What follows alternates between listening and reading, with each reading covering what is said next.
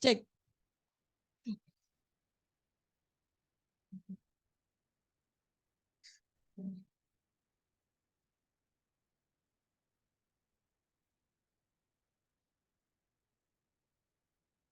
Bukan deh gue.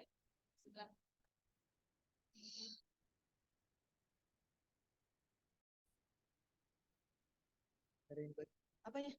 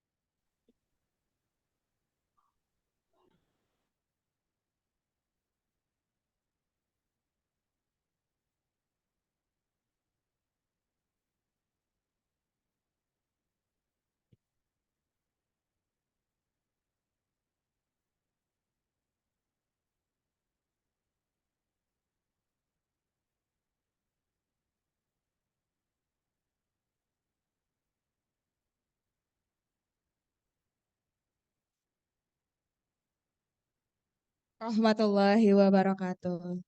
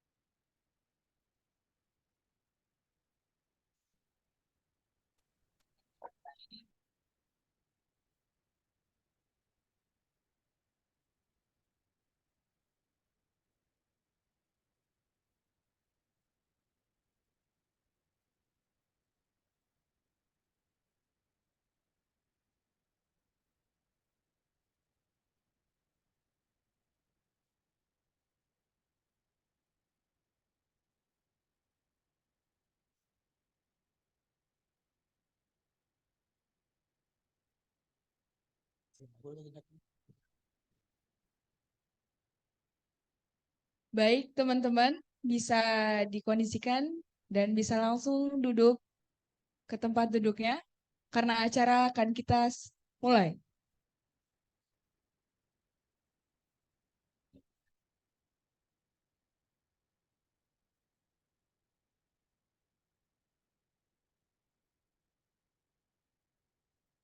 Suara gue.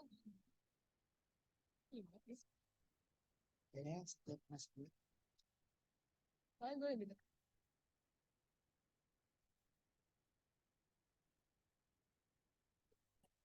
Yuk. Gue. Tuh, dua, tiga. Bismillahirrahmanirrahim. Assalamualaikum warahmatullahi wabarakatuh.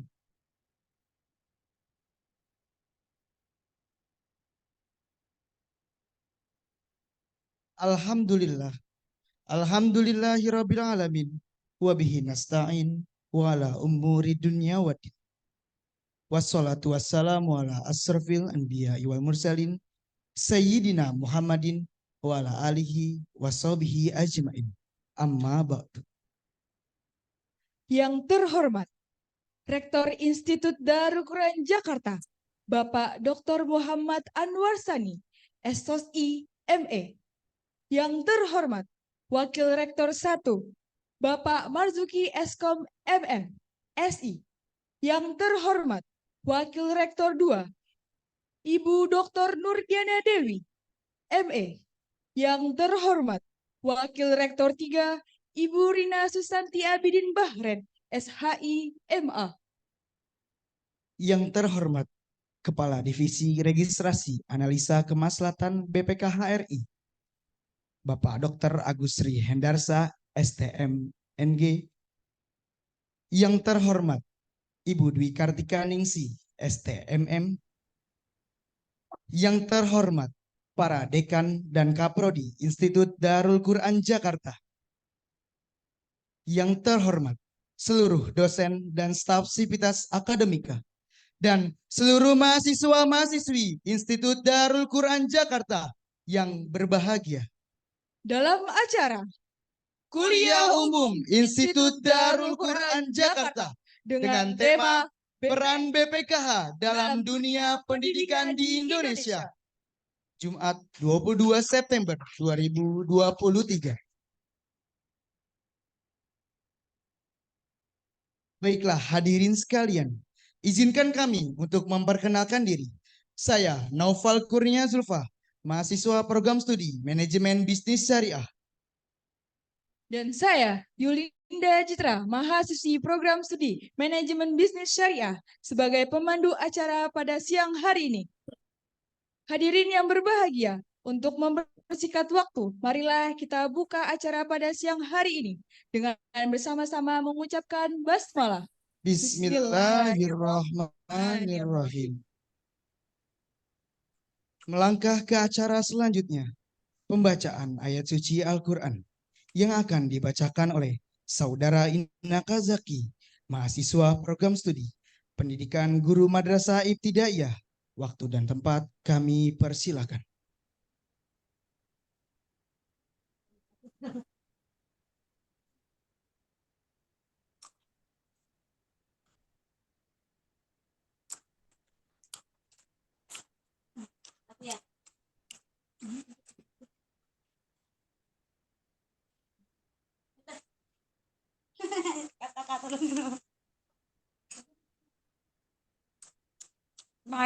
Assalamualaikum warahmatullahi wabarakatuh.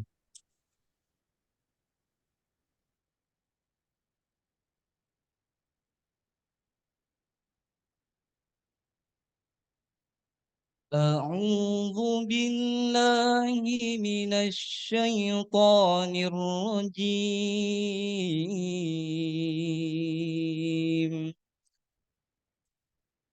Bismillahirrahmanirrahim.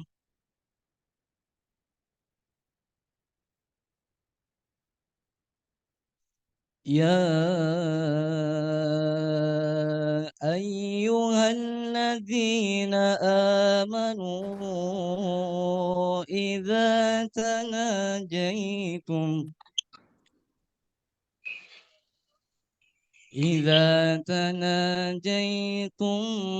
fala tatanajaw bil ism فلا تتناجوا بالإثم والعدوان ومعصية الرسول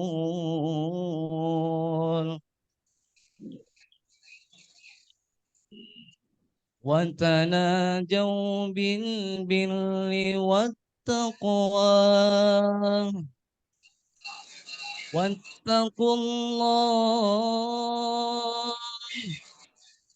واتقوا الذي إليه تحشرون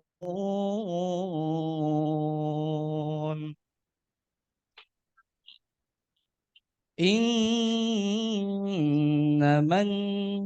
نجوى من الشيطان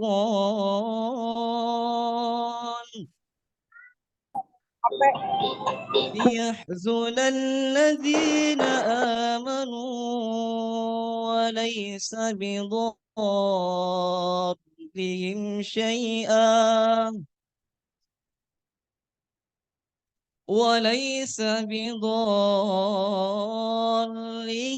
شيئا إلا بإذن الله وعلى الله فليتوكل المؤمنون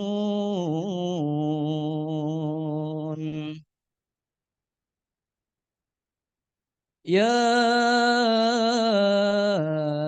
أيها الذين آمنوا إذا قيل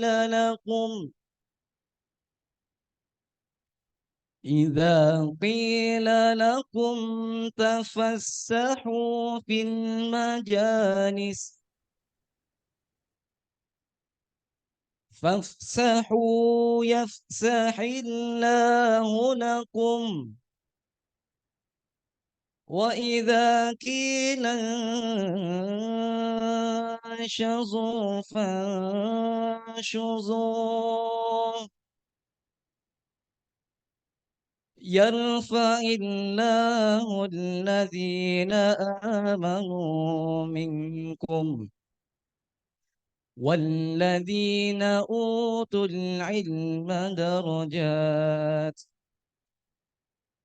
والله بما تعملون خبير صدق الله العظيم والسلام عليكم ورحمة الله وبركاته.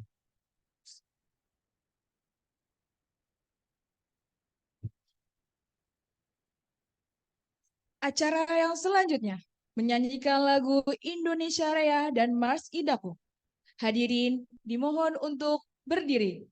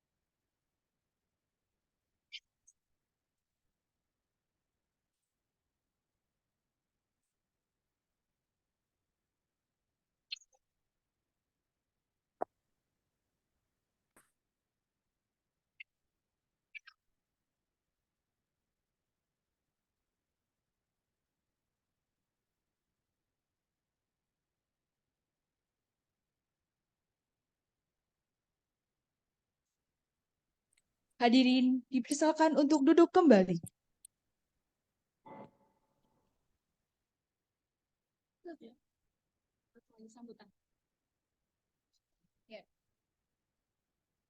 Baiklah hadirin sekalian, memasuki acara selanjutnya, yaitu sambutan oleh Bapak Rektor Institut Darul Quran Jakarta kepada Bapak Dr. Muhammad Anwar Sani, SOSI MA. Kepada beliau, waktu dan tempat kami persilahkan.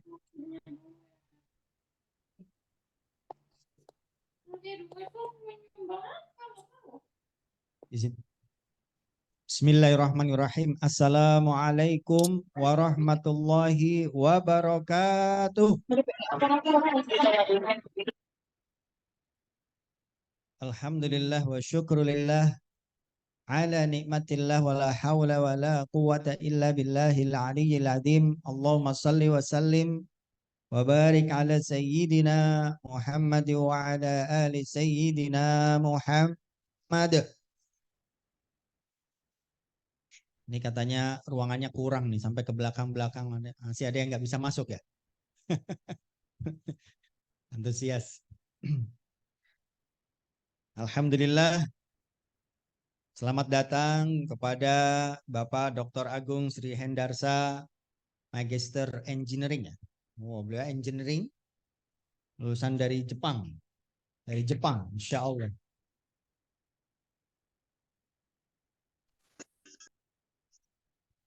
Mas Labib juga dari BPKH. Pak Agung ini Kepala Divisi Registrasi dan Analisa Kemaslahatan BPKH RI. Badan Pengelola Keuangan Haji Republik Indonesia. Alhamdulillah, beliau berkenan hadir ke sini melihat juga memberikan motivasi kepada anak-anakku sekalian, para mahasiswa-mahasiswi Institut Darul Quran. Kalau yang baru ini gabungan ini. Yang baru selesai PBAK kemarin, minggu lalu. Jadi masih semangat luar biasa. Yang lain udah semangat, yang akhir-akhir udah semangat mau lulus. Udah mulai PPL, udah mulai KKN, udah mulai skripsi, bahkan sudah ada yang sidang skripsi. Insya Allah lulusan perdana nanti Pak Agung tahun 2024 baru meluluskan yang perdana. Gitu. Terima kasih Bu Dwi, Direktur Marketing Komunikasi PPPA Darul Quran, para Wakil Rektor, Dekan, terima kasih juga nih Pak Taryono, dan juga teman-teman semuanya, para kaprodi, para dosen, dan juga seluruh sivitas akademika Institut Darul Quran yang sama-sama kita berikhtiar membawa kampus kita ini menjadi kampus yang lebih baik, menjadi kampus yang bisa memberikan manfaat seluas-luasnya untuk masyarakat, bukan hanya masyarakat sekitar, tapi masyarakat Indonesia. Insya Allah ini juga akan hadir nanti menyusul teman-teman yang baru, akan hadir dua calon mahasiswa baru dari Filipina. Insya Allah. Subhanallah. Hari ini menjadi hari yang sangat istimewa buat kita karena kehadiran Bapak Dr. Agung Sri Hendarsa yang nanti akan bercerita tentang bagaimana peran BPKH dalam dunia pendidikan di Indonesia. Kayaknya saya dan kita semua wajib ngiri sama beliau karena ngurusin haji itu kan pahalanya luar biasa. Haji Indonesia kuotanya 221.000 ya. Tahun 2023. Secara dunia, secara internasional, secara keseluruhan 1,8 juta jiwa yang berangkat ke tanah suci untuk melaksanakan ibadah haji. Tentu di saat kita melaksanakan ibadah sendiri dengan berjamaah tentu beda. Di saat sendiri pahalanya satu, di saat ngurusinnya secara berjamaah juga pahalanya berlipat-lipat. Ini soundnya agak ini boleh dikecilin dikit mungkin atau tes. Ada dengungnya, Oke. Jadi kalau kemudian ngurusin banyak orang yang untuk melaksanakan ibadah haji, masya Allah nih, 221 orang yang kemudian setiap tahunnya berangkat haji, kuota tahun 2023, setiap tahun mungkin bisa bahkan bertambah terus. Secara dunia, hitungan dunia sekitar 1,8 juta jiwa yang kemudian berangkat haji menunaikan ibadah haji tahun 2023. Maka insya Allah orang-orang seperti beliau ini pahalanya ya dari pelaksanaan ibadah haji sebanyak itulah. Karena beliau ikut ngurusin. Gitu, masya Allah. Maka beruntunglah teman-teman semuanya, kita semuanya, seandainya kemudian diberikan amanah untuk bisa menjalankan amanah yang manfaatnya buat banyak orang, bukan untuk diri sendiri. Ini teman-teman hari ini yang jadi panitia, ya, yang jadi panitia dari Prodi MBS ya, kalau nggak salah, dari Fakultas FEBI, ya. Semua teman-teman memberikan jalan teman-teman semuanya untuk bisa hadir ke sini dan mendapatkan ilmu yang bermanfaat untuk masa depan, maka pahalanya bukan hanya pahala sendiri, insya Allah pahala bareng-bareng, pahala semuanya teman-teman akan dapat. Pokoknya yang diberikan kesibukan, diberikan amanah dan manfaatnya buat banyak orang, maka insya Allah sebanyak orang yang diurusin itulah kemudian pahalanya teman-teman semuanya akan dapat. Jadi kesibukan, kelelahan, kecapean, habisin waktu itu nggak ada bandingannya dibandingkan kemudian pahala yang teman-teman semuanya akan dapatkan. Inilah namanya kuantum amal. Kuantum amal. Orang yang ngaji sendiri tetap dapat pahala. Orang yang sholat sendiri tetap akan dapat pahala. Tapi kalau sholatnya berjamaah dapat pahala 27 derajat. Kalau dia berjamaah dan mengajak orang lain berjamaah, gimana tuh lompatannya tuh? Oh, udah nggak terhingga, nggak kehitung. Dibandingkan orang yang kemudian hanya sholat sendiri, ya gitu ya. Kira-kira begitu. Mau urusan apapun, asal itu urusan kebaikan seperti itu. Maka, alhamdulillah, beliau berkesempatan bekerja, mengabdi, mendapatkan amanah di BPKH yang mengurusi orang-orang haji. Tentu insya Allah pahala orang lain berangkat haji yang diurusin sama beliau dan juga tim seluruh yang ada di BPKH, insya Allah seluruh amal ibadah yang dilaksanakan oleh para jamaah haji insya Allah dapat. Baik, nggak berpanjang kalam, mudah-mudahan kehadiran beliau bisa memberikan motivasi dan semangat buat kita semuanya. Saya tadi bisikin sama beliau, saya selalu memberikan motivasi kepada mahasiswa-mahasiswi Institut Darul Quran. Untuk apa? Sukses sebelum wisuda. Sukses sebelum wisuda. Mudah-mudahan manfaat. Terima kasih. Assalamualaikum warahmatullahi wabarakatuh.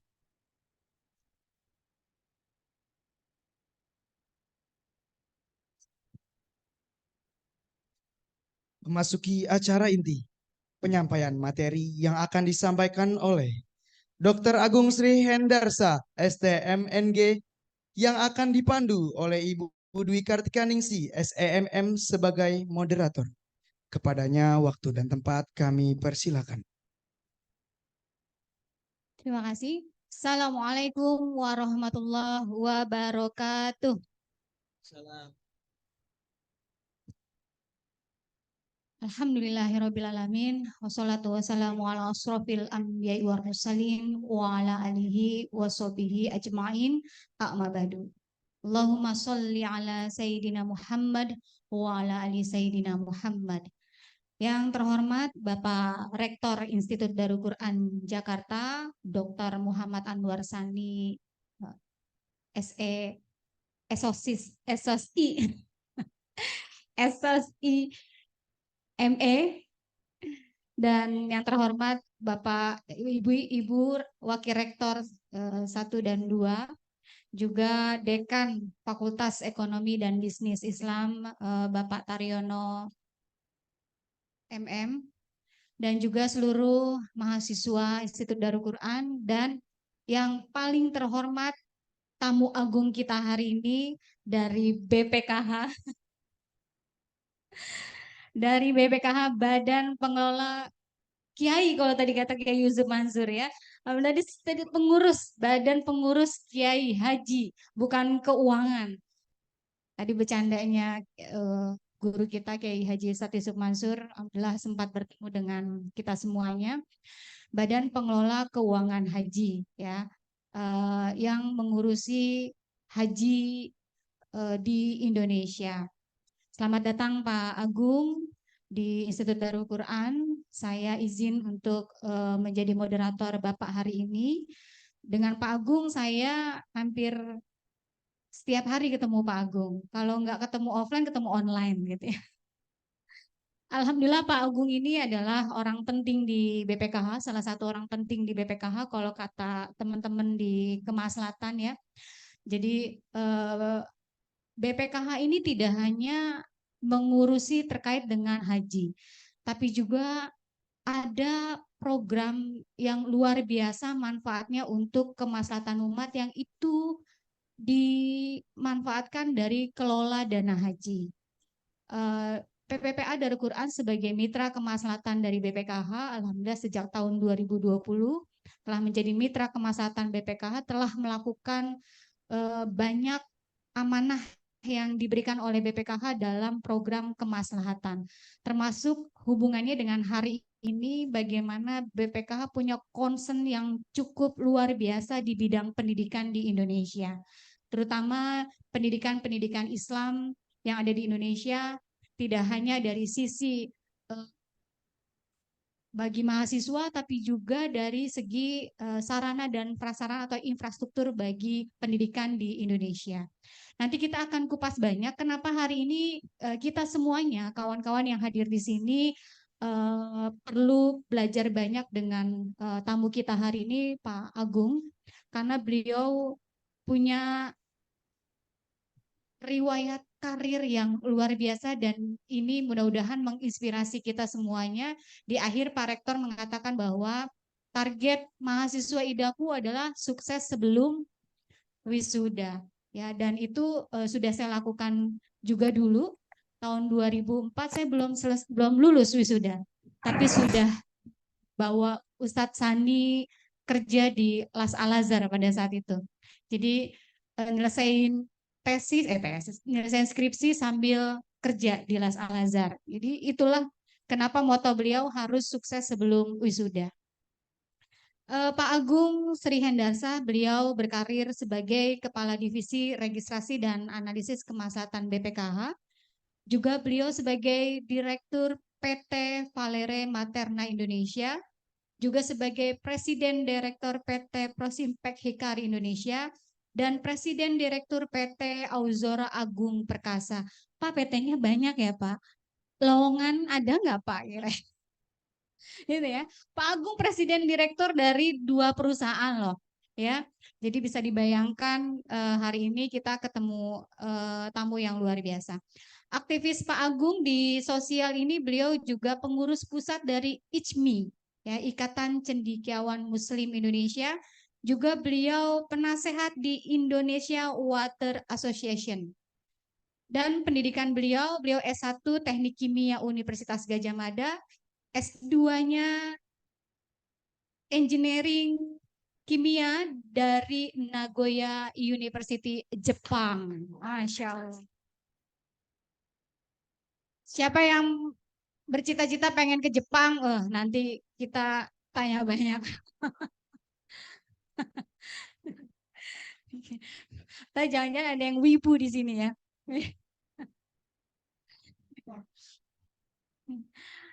Pak Agung juga S3, lulusan S3 Teknik Kimia di Universitas Indonesia dan S2-nya di MM Keuangan Syariah Universitas Ibnu Khaldun Bogor.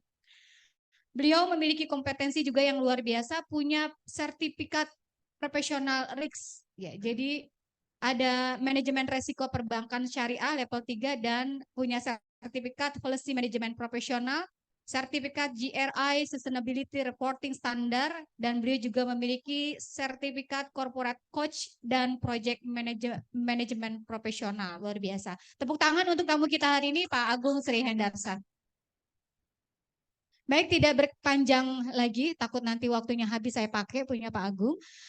Kita persilakan Pak Agung untuk memaparkan bagaimana peran BPKH di bidang pendidikan untuk Indonesia, juga bagaimana geliat BPKH dalam kehadirannya untuk kemaslahatan, karena kita semua ini kan calon haji ya. Pengen haji nggak? Pengen haji. Tapi tahukah kawan-kawan bahwa daftar tunggu haji kita sekarang ini 40 sampai 45 tahun ya Pak Agung? 20. Oh 20. Ada yang 45 tahun ya di Indonesia bagian timur. Ya, jadi bisa diukur sama teman-teman semua hari ini. Kalau saya sih sekarang kalau saya sekarang umur 20 tahun ya. Nunggu 20 tahun berarti umur 40 tahun saya pergi haji. Umur 40 tahun Pak saya harusnya pergi haji. Kode buat Pak Rektor. Dan daftar tunggu haji kita ini ada 5,5 juta orang. Ya, sedangkan kuotanya hanya 221.000. Ya, jadi bisa dibayangkan teman-teman, kira-kira nih teman-teman punya daftar tunggu tahunannya berapa nih? 30 tahun atau 40 tahun. Jadi nanti pas pergi haji udah jompo ya gitu ya. Maka harus diniatin dari sekarang, karena itu BPKH juga punya program yang namanya Haji Muda. Baik, terima kasih Pak Agung, silakan untuk menyampaikan materinya. Baik, terima kasih. Bismillahirrahmanirrahim. Assalamualaikum warahmatullahi wabarakatuh.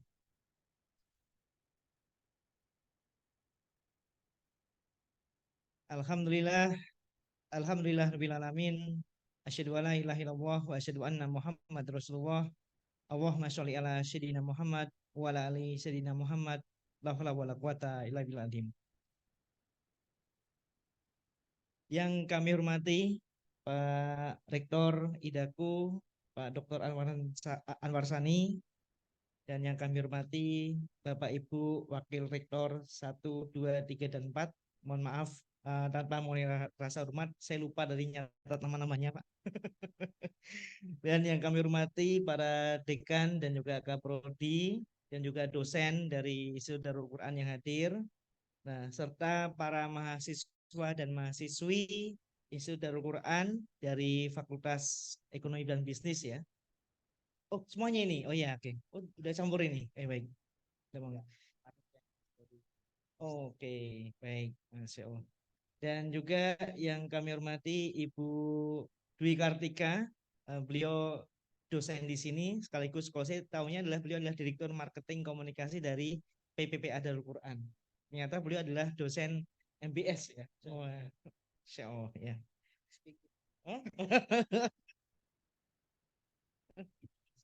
Masya Allah. Wah, luar biasa. Multi talenta Ibu Dwi gitu. Ya. Baik, saudara-saudara semua ya, saya panggilnya saudara-saudara aja ya. Anak-anak kayaknya saya tua banget jadinya. Izin Pak Rektor ya. Baik, saya nggak lihat slide-nya di mana ya. Udah ada tayang ya. Oke, baik. Slide-nya di mana? Oh itu. Ya. Gak usah, nggak apa-apa. Itu cukup kelihatan. Itu tadi udah dijelaskan Bu Dwi, jadi nggak usah, lanjutin aja. Udah ada, gitu. Oke, next. Nah, baik. Oke, baik. Oh, aman ya. Oke, baik. Alhamdulillah. Ada juga ya. Alhamdulillah. Ya. Baik, izin saya dari selaku Kepala Divisi Registrasi Analisis Kemaslahatan BPKH saat ini ya. Tadi Budi menyampaikan saya di direktur beberapa perusahaan. Itu dulu Bu, 5 tahun yang lalu saya istilahnya bertekad untuk mewakafkan diri untuk mengurusi umat, gitu ya. Jadi memang saya dari awal lulus kuliah itu tidak pernah ngelamar kerja, jadi langsung eh, menjalankan bisnis ya, menjalankan bisnis ya. Memang sempat sebagai konsultan di Jepang, jadi saya lulus dari Jepang, dari Nagoya University Jepang. Semangatnya sama dengan semangatnya Dr. Awan Sani, sukses sebelum wisuda. Jadi setahun sebelum wisuda S2 itu saya sudah membantu salah satu konsultan engineering di Tokyo. Nah, itu. Jadi dan tadinya niatnya adalah bagaimana caranya pulang ke Indonesia gratis. Jujur aja itu aja. Motivasinya itu bisa pulang balik Jepang Indonesia gratis. Karena kalau jadi ekspatriat pulang ke Indonesia gajinya orang Jepang, nah hidupnya di Indonesia gitu. Kurang lebih demikian, pendapatannya kurang lebih demikian tadinya. Nah, kemudian setelah dari perusahaan Jepang tersebut, kemudian saya membangun bisnis ya dari nol, beberapa dengan partner, dan kemudian sampai akhirnya tahun 2018 kemarin, alhamdulillah perusahaan masih berjalan, teman kami serahkan kepada tim yang lain karena masuk ke dunia pemerintahan, masuk ke birokrasi, otomatis saya harus melepas semua baju yang lain agar tidak timbul konflik of interest. Niatnya demikian gitu. Nah, makanya kemudian fokus sekarang di BPKH sebagai Kepala Divisi Registrasi Analisis Kemaslahatan. Kalau awalnya adalah Kepala Divisi Kemaslahatan. Nah, dulu mikir aja ini adalah merupakan badan hukum negara baru karena memang saya termasuk yang rekrutmen pertama tahun 2018. Jadi BPKH itu sesuai dengan profilnya itu merupakan badan hukum publik mandiri dan independen berbentuk korporasi nirlaba dan dibentuk berdasarkan Undang-Undang Nomor 34 2014. Undang-undangnya udah ada sejak tahun 2014, baru perpresnya di tahun nomor 110 tahun 2017.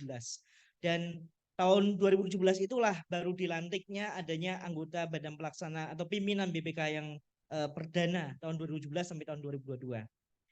Oh iya, sebelum kita beranjak ke topik berikutnya, nah ini mohon diperhatikan ya, kalau boleh dicatat. Nanti ada kuis dari Mas Labib, ya. Nah, ada kuis, ada hadiahnya juga, ya. Hadiahnya nggak banyak ya, cuman insya Allah cukup buat traktir teman-temannya. Tolong diperhatikan tahun-tahunnya, nah itu jebakan-jebakan ya, itu biasa lah. Jadi tolong disimak baik-baik ya. Yang paling belakang, kedengeran yang paling belakang ya. Nanti ada kuis. Ada kuis. Ya, ada kuis. Hadiahnya apa Mas Labib? Buat traktir katanya. Oke. Hey. Ya. 2018 kemudian saya bergabung di BPKH ya. Itu juga babat alas ya. Jadi belum ada staff sama sekali. Saya sendirian dipanggil oleh Pak Anggito. Iya, sendirian panggil oleh Pak Anggito Oktober 2018 dengan misi pertama adalah Pak Agung, ada bencana di Palu. Gimana caranya dibantu? Waduh. Padahal saya backgroundnya pengusaha, langsung turun jadi orang sosial gitu kan. Nah, itu tantangan pertama ya, itu alhamdulillah terlewati. Jadi membangun dari scratch dari kertas ya, jadi kertas kosong, membangun tim juga. Dan itu kami jalani, alhamdulillah perlahan-lahan dari tahun 2018 yang tadinya nggak punya tim ya, hanya kemudian dibantu oleh ada 1 tim, 2 tim, dan akhirnya sekarang sudah cukup lengkap. Dan sekarang juga dilakukan pemekaran bidang kemaslahatan karena memang beban kerjanya tidak memungkinkan dihandle oleh 1 divisi gitu. Jadi ada 2 divisi, divisi registrasi analisa kemaslahatan dan divisi pelaksanaan dan monitoring kemaslahatan. Dan Jadi kita mengawali dari from the scratch ya, masa itunya ya. Dan kemudian fatwa DSN MUI itu juga menjadi latar belakang profil BPKH nomor tahun 2018 dan peraturan BPKH. Nah, apa tujuan dari BPKH itu hadir? Tujuan dari BPKH hadir adalah untuk meningkatkan kualitas penyelenggaraan ibadah haji. Nah, kemudian meningkatkan rasionalitas biaya penyelenggaraan ibadah haji dan meningkatkan manfaat bagi kemaslahatan umat Islam.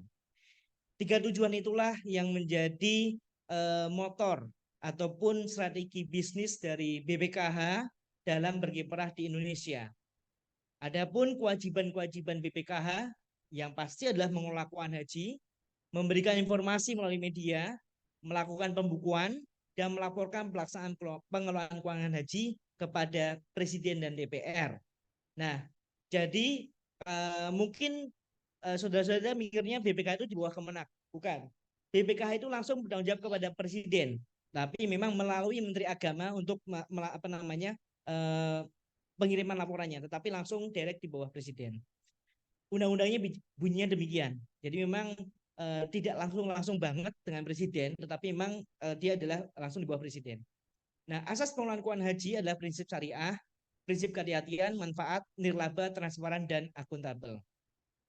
Dan pertanggungjawaban BPKH diaudit oleh BPK RI dan pengawasannya BPK adalah ada 2 pengawas. Pengawas internal adalah Dewan Pengawas dan pengawasan eksternal adalah oleh DPR.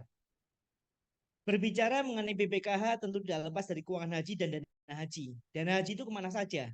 Nah, selama ini mungkin banyak hoak ya, dana haji habis dan tidak sulit haji berangkat karena dananya dipakai untuk infrastruktur. Nah, itu tidak benar. Dana haji sesuai dengan undang-undang dialokasikan di penempatan dan investasi.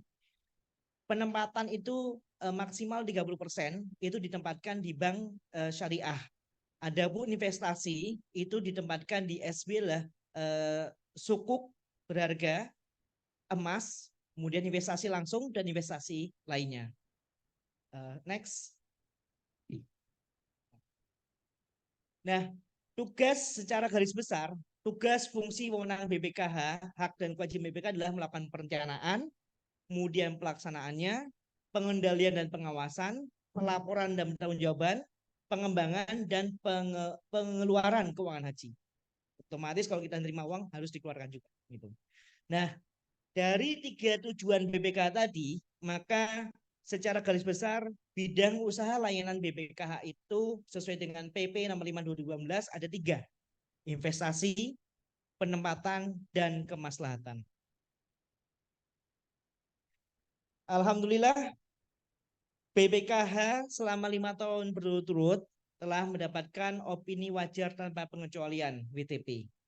Jadi sejak berdirinya BPKH itu kita laporan keuangannya diaudit oleh BPK dan selama 5 tahun berturut-turut dari tahun 2018 sampai 2022 telah mendapatkan predikat WTP.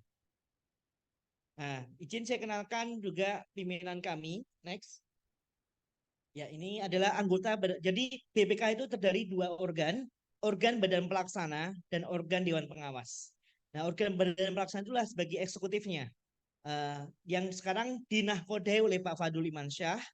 Kemudian ada 6 anggota lain, yaitu adalah keuangan oleh Pak Acep Riana, investasi secara berharga oleh Pak Indra Gunawan, kemudian penempatan pengiriman oleh Pak Ari Laksander, investasi luar negeri oleh Pak Arif Mufraini, kesejahteraan badan kemaslahatan oleh Pak Amri Yusuf, dan SDM oleh Bu Sulistiawati. Dan kami dari kemaslahatan adalah di bawah kepemimpinan dari Pak Amri Yusuf di Kesejahteraan Badan dan Kemaslahatan.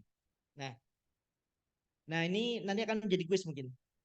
Nah, pimpinan BPKH yang tahun sebelumnya itu mungkin tidak asing bagi teman-teman yang di dunia ekonomi, karena dia adalah salah satu pakar ekonomi Indonesia. Langsung kuis saja kali ya. Ini kuis perdana ini. Belum intinya udah dikasih kuis sama Pak Agung. Siap-siap. Nah, siapakah nama kepala BPKH 2017-2022? Oh, nggak boleh ikutan. Nggak boleh ikutan. Dia adalah tokoh ekonomi Indonesia. Siapa? Siapa kepala BPKH pertama? Pertama. Ya udah. Google-nya kelamaan itu. Coba sebutkan nama, dari mana?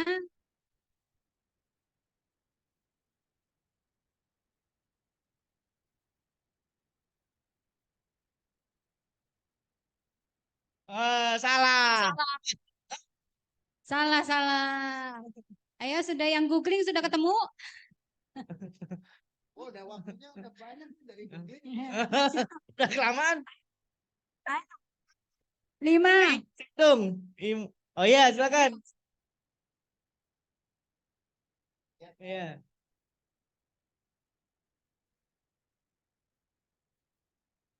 Oh, PKP-nya. Bapak Adi Warmankara. Salah.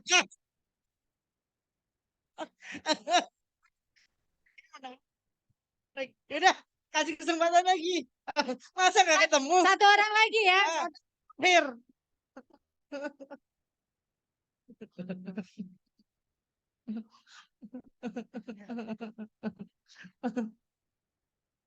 Ya, silakan. Perkenalkan.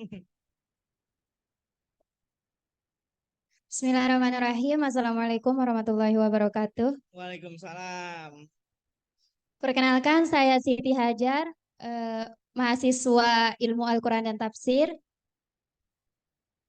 Jawabannya Bapak Anggito Abimanyu. Betul. Ada 100.000. 100.000.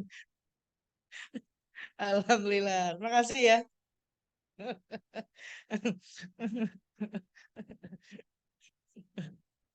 Udah lalu ya jebakan udah merhatikan banget ternyata nggak ada di file nggak ada di file. Wah, Mbak itu bisa dapat cilok 10 mangkok, Mbak.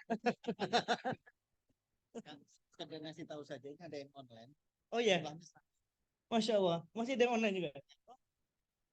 Oke, baik. Oke, saya sapa juga bagi yang di online ya. Assalamualaikum warahmatullahi wabarakatuh. Semoga tetap bisa mengikuti ya walaupun secara online. Terima kasih. Oh, kamera di situ. Oke, baik. Oke, baik. Selanjutnya adalah anggota Dewan Pengawas BPKH 2022. Itu diketuai oleh Pak Firman Syah Nazarudin.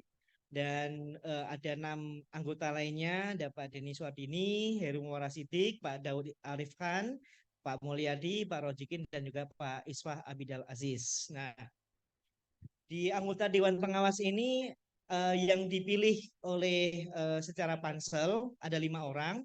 Dan 2 orang itu merupakan dari wakil dari Kementerian Keuangan dan juga Kementerian Agama. Oke, next. Tentang skema pengelolaan keuangan haji. Nah, skema pengelolaan keuangan haji itu kita ketahui skemanya adalah kita mengenal adanya dana setoran awal haji reguler dan haji khusus. Dana itu kemudian dikelola oleh BPKH dan menghasilkan nilai manfaat. Dan nilai manfaatnya itu digunakan untuk 3 hal, yaitu nilai manfaat untuk jamaah haji yang berangkat, itu untuk ambalan istilahnya begitu, operasional BPKH maksimal 5%, dan juga virtual account. Virtual account itu apa? Virtual account adalah bagi hasil yang diberikan kepada jamaah haji tunggu. Sebagai informasi tadi Bu Dwi menyampaikan, kita saat ini ada 5,5 juta orang jamaah haji tunggu, terdiri dari 5,4 juta itu adalah jamaah haji reguler dan jamaah haji khusus adalah 100 ribuan lebih. Jamaah haji kuota jamaah haji reguler adalah 200.000 per tahun, sedangkan kuota untuk jamaah haji khusus adalah sekitar 17.000. Nah, jadi bisa kebayang walaupun jamaah haji khusus dia pun ngantri. Sekarang antrian jamaah haji khusus rata-rata sekitar 7 sampai 10 tahun. Sedangkan kalau yang jamaah haji reguler kurang lebih sekitar 20 sampai tadi 40 tahun. Nah, dari dana tadi kemudian digunakan oleh penyelenggara haji dan timbul efisiensi. Nah, dan ini hasil efisiensi tadi kemudian dikembalikan lagi sebagai dana gabungan antara dana setoran awal dan juga dana hasil pengembangan optimalisasi juga digabung di situ. Dan ada dana lain namanya adalah dana abadi umat. Nah, dana abadi umat itu nilai manfaatnya digunakan untuk program kemaslahatan. Apa itu program kemaslahatan? Program kemaslahatan itu mirip dengan CSR. Dia memberikan bantuan sosial ataupun hibah. Next. Dana kelolaan dan nilai manfaat. Dana kelolaan BPKH itu dari tahun ke tahun meningkat. Dari tahun 2019 124 triliun sampai dengan sekarang ini per Juli 2023 ada 158,3 triliun. Sedangkan tahun 2022 terakhir adalah 166,5 triliun. Sedangkan di Juni 2023 karena ada pemberangkatan haji itu turun di 156,6 triliun karena uangnya otomatis digunakan untuk yang mau berangkat. Namun di bulan Juli ini sudah mulai meningkat lagi. Adapun nilai manfaatnya itu juga mengalami kenaikan ya, dan bulan Juni kemarin itu turun karena juga sama digunakan untuk jemaah haji yang berangkat dan juga dibagikan bagi virtual account bagi jemaah haji tunggu. Per bulan Juli ini menembus angka 6,4 triliun. Next. Nah, rasio keuangan BPKH semester 1 2023 itu likuiditasnya adalah 2,11 dari biaya penyelenggaraan ibadah haji. Di mana sesuai dengan aturan undang-undang adalah harus dijaga di atas 2. Jadi kita sangat liquid.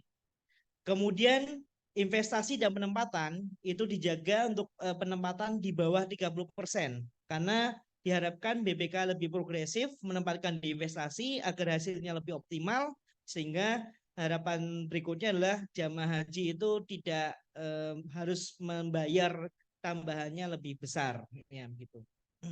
Kemudian solvabilitasnya adalah 100,53% atau rasio kecukupan dana, dan yieldnya 6,65% dan cost to income rasionya adalah 2,87%. Next. Selama ini kita tahu ya, tahunya adalah ada ONH, ongkos naik haji. Nah, itu sejak tahun 2018 istilah itu sudah tidak digunakan lagi. Istilahnya adalah BPIH dan BPIH.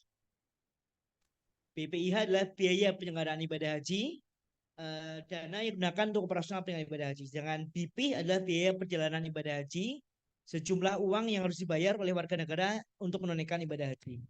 Nah, untuk BPIH itu terdiri dari BPIH, biaya penyelenggaraan ibadah haji, yaitu merupakan setoran awal, setoran lunas, dan nilai manfaat dari virtual account tadi, sama nilai manfaat ambalan ataupun tambahan dari BPKH, itulah yang menjadi BPIH. Nah, ini ada kuis lagi. Ada yang tahu nggak berapa biaya haji tahun 2023 ini? Yang mengikuti berita pasti tahu. Berapa? Berapakah biaya BPIH-nya? Enggak. Ini banyak orang ekonomi itu orang mana ini? Hah? 90? Oh iya, betul. Itu nebak-nebak ya? Ya, benar. 90 itu apa? Biaya penyelenggaraan ibadah haji atau biaya perjalanan ibadah haji? Ayo. Oke, benar dia ya. Hah? Iya, iya. Oke, dia layak kasih hadiah begitu.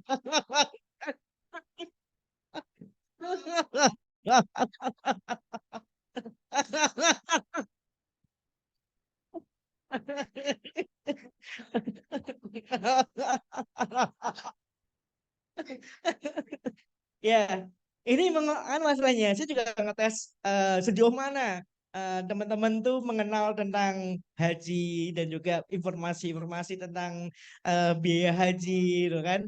Jadi biar kalau buka IG itu jangan IG yang apa namanya yang cuman happy-happy doang gitu. IG yang punya ilmu juga gitu. Makasih. Ya, jadi Mbak siapa namanya?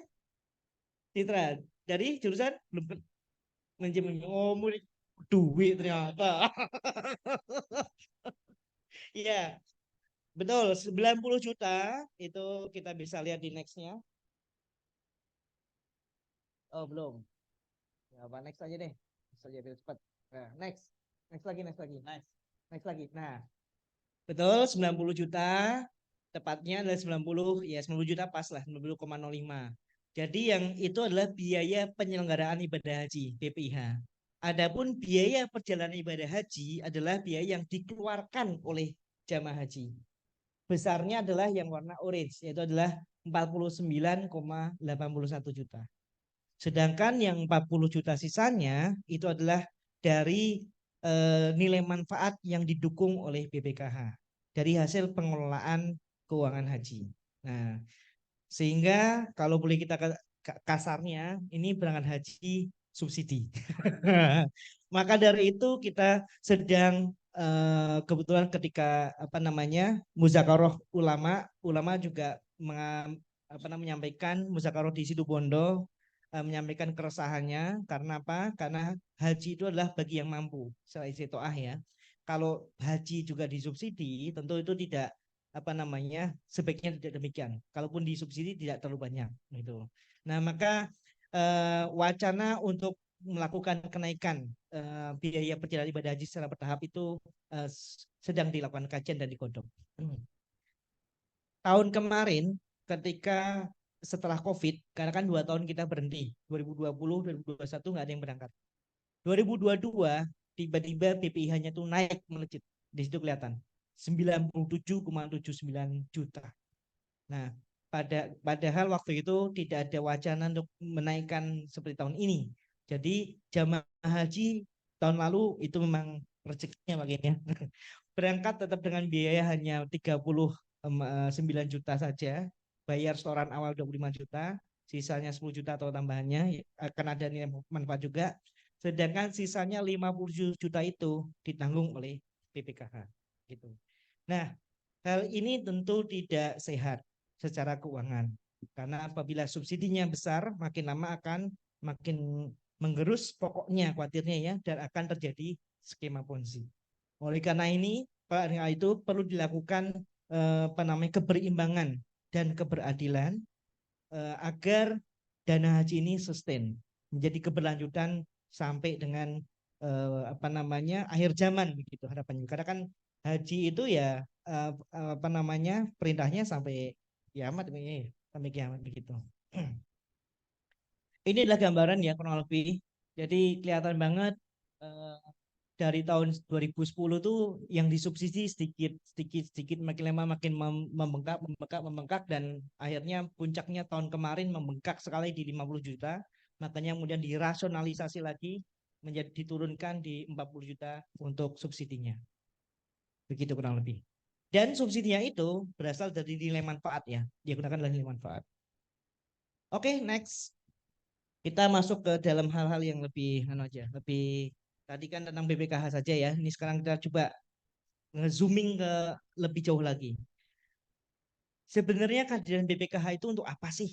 Nah, gimana sih peranannya? Nah, peranan BPKH dalam ekonomi syariah itu ternyata memberikan dampak yang luar biasa terhadap perkembangan dunia syariah, keuangan syariah. Nah, salah satunya yang memiliki dampak besar ya makanya bisa lahir BSI ya, gabungan dari semua bank itu juga karena jumlah jamaah hajinya paling besar adalah dari Bank Syariah Mandiri itu, dan BNI Syariah dan BRI Syariah. Begitu mereka digabung otomatis dana umumnya makin besar. Dan kedua adalah Bank Muamalat. Nah, Bank Muamalat merupakan bank syariah pertama di Indonesia yang dulu mungkin kalau rekan-rekan pernah mendengar pernah ada isu gonjang-ganjing Bank Muamalat gitu kan. Itu alhamdulillah sekarang sudah terselesaikan karena Bank Muamalat sekarang dimiliki oleh BPKH. Jadi saham kepemilikan Bank Muamalat 87,5% adalah saham BPKH gitu. Jadi eh, itu juga seperti mendapatkan durian runtuh, Pak Yai. Jadi ceritanya adalah Bank Muamalah tadinya bermasalah, ya memang nggak sehat, kemudian dijual sana sini nggak ada yang mau, ada yang mau masuk, cuman ya bukan dari syariah ya gitu, nah, ada. Kemudian akhirnya dari apa namanya pemegang saham Bank Muamalat yang di Timur Tengah itu eh, mau mengikhlaskan, menghibahkan, tetapi menghibahkannya ke badan yang terpercaya. Makanya akhirnya mereka melihat menghibahkannya ke BPKH. Jadi kepemilikan yang dari orang asing, yang dari Timur Tengah semuanya yang ISDB segala sudah dilepas dan diserahkan hibahnya kepada BPKH. Makanya kemudian BPKH masuk dan melakukan restrukturisasi penyihatan bank ya, dan juga karena dana jamaah haji juga cukup banyak yang ada di Bank Muamalat. Termasuk juga BPKH melakukan investasi langsung ke Bank Muamalat itu sebesar 3 triliun, tier 1, 2 triliun, dan juga pembelian suku subordinatnya sekitar 1 triliun tiering 1, kemudian 2 triliun untuk suku subordinat. Dan Bank BPKH itu meramaikan industri keuangan syariah kurang lebih adalah memiliki peran 15% di perbankan seluruhnya. Jadi cukup besar di perbankan syariah ya. Kemudian di investasi itu investasi syariah dari yang dibuka oleh negara sebesar 1.344 triliun, BPKH masuk sekitar 10%-nya atau 140 triliun sendiri adalah kita investasikan untuk investasi di instrumen yang sukuk tadi ya, yang diatur oleh pemerintah. Sukuk SBSN, sukuk berharga syariah negara. Kemudian kita juga berpartisipasi dalam pembiayaan syariah. Kalau kita dengar ada PNM Madani Syariah, itu adalah BPKH pun sudah berkontribusi di situ dan besarannya kurang lebih sekitar 1 triliun. Nah, jadi PNM program Mekar, kalau teman-teman yang memang sudah siap untuk apa wirausaha kan ada tuh, ada kan dalam PNM Mekar, PNM Madani. Nah, itu yang syariah itu adalah apa investasi dari BPKH itu melalui PNM Mekar tadi, sehingga ada pembinaan pada UMKM. Nah, peran yang lain adalah kita juga memiliki virtual account sebesar 8,4 triliun ya, yang dari tahun 2018 sampai 2022. Dan juga kita di APIF itu adalah Awqaf Property Investment Fund di Jeddah. Kita merupakan shareholder terbesar keempat di APIF. Nilainya adalah sekitar 10 juta dolar. Gitu. Nah, investasi melalui suku korporasi di beberapa korporasi terbuka, kita juga masuk di PLN, El Nusa, tadi PM ya, CMB Niaga, dan juga sarana multi infrastruktur. Dan yang tidak kalah populer, kita peran BPKH cukup signifikan adalah di program kemaslahatan. Sampai dengan tahun 2023 ini, Juli, dari tahun 2018, kita sudah menyalurkan 782,8 miliar rupiah di seluruh wilayah Indonesia.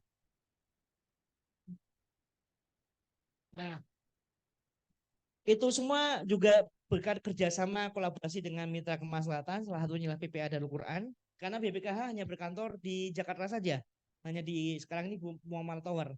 Kita tidak punya kantor di provinsi-provinsi lain, sehingga kita bekerja sama kolaborasi dengan mitra kemaslahatan lain. Nah, memasuki era digital, tentu kita tidak memungkinkan semua infrastruktur kita yang bikin.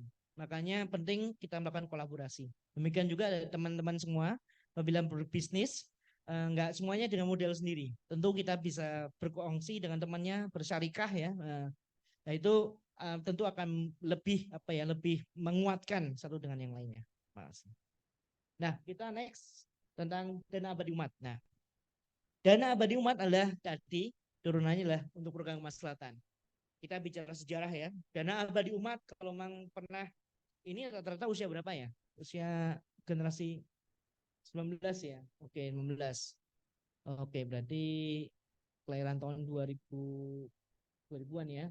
Oke, 2000-an. Oke, baik. Ya. Jadi nggak kenal dana abadi umat ya. Ya, belum mengenal dana abadi umat. Baik. Ini saya jelasin pelan-pelan ya. Dana Abadi Umat itu lahir awalnya adalah keputusan awal pasca pengajuan ide oleh Menteri Agama Tarmizi Tahir. Nah, ini di tahun 96 dengan diterbitkannya Kepres nomor 35 dan 52 tahun 96. Dana Abadi Umat itu awal mulanya adalah merupakan akumulasi dari hasil efisiensi penyelenggaraan ibadah haji.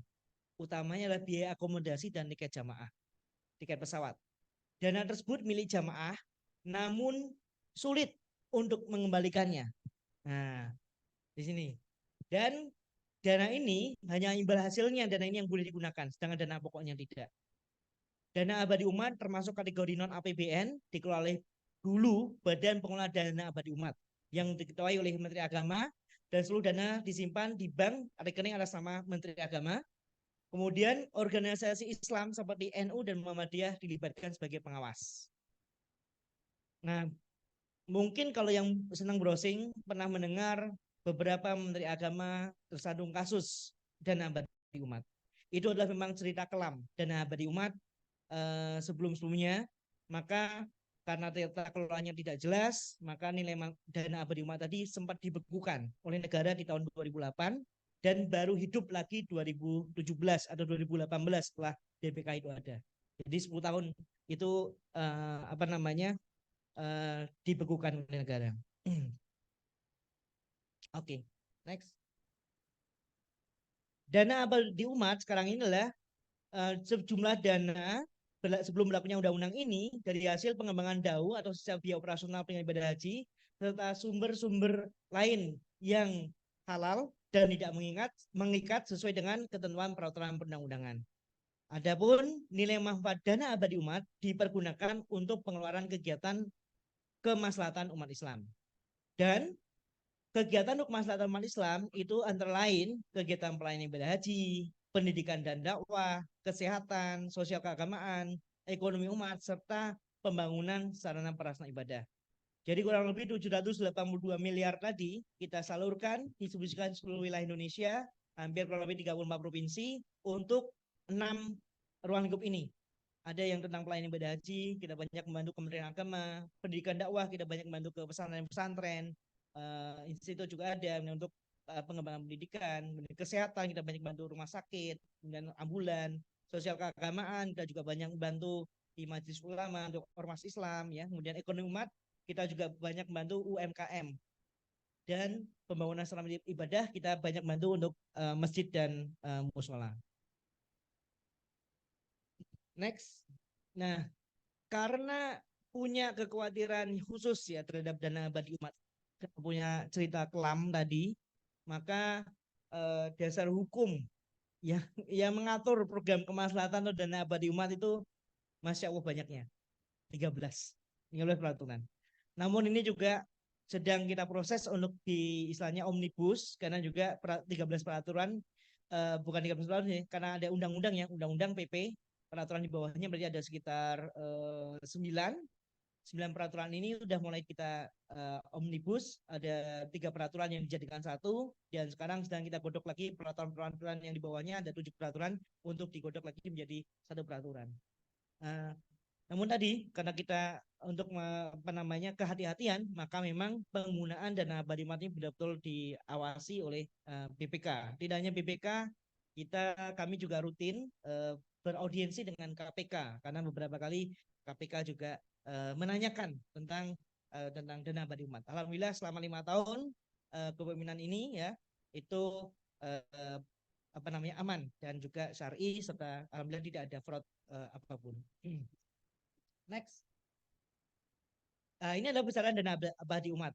Ketika pertama kali dibentuk tahun 96, itu kemudian 98 dikumpulkan, itu ada 323 miliar.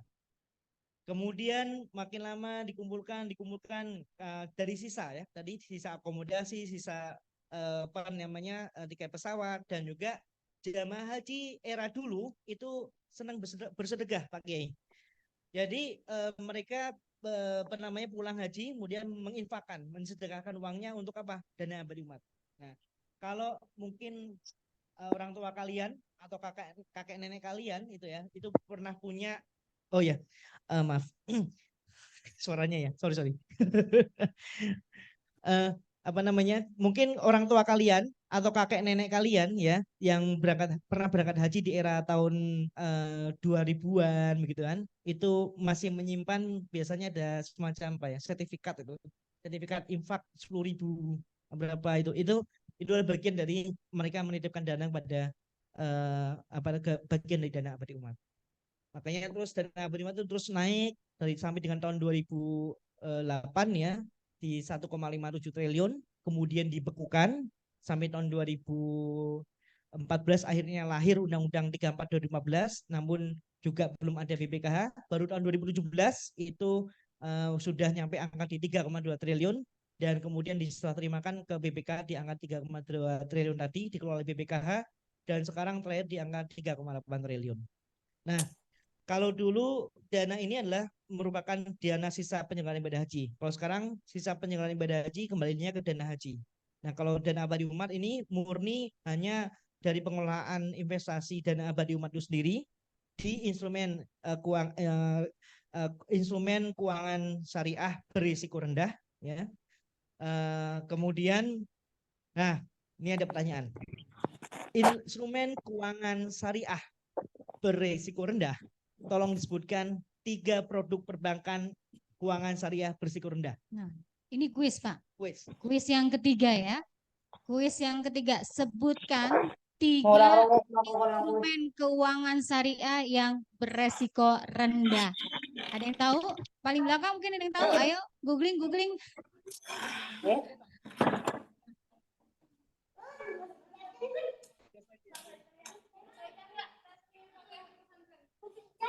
Ayo belajar ini kan nih, belajar investasi syariah nggak? Ini siapa itu? Ayo berdiri dong, berdiri. Berdiri, sebutkan nama dari prodi mana.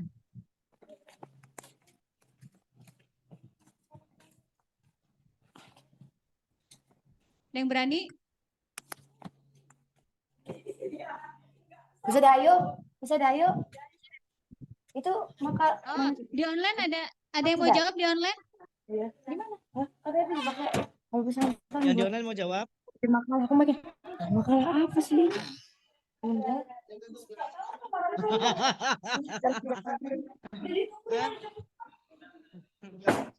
Ada asal apa sih itu di atas ah?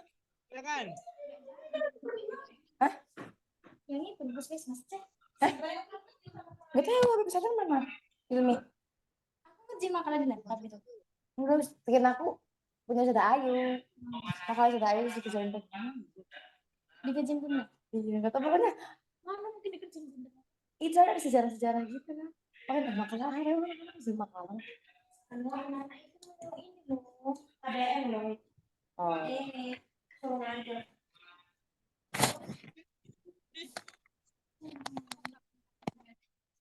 Bismillahirrahmanirrahim. Assalamualaikum warahmatullahi wabarakatuh. Salam warahmatullahi wabarakatuh.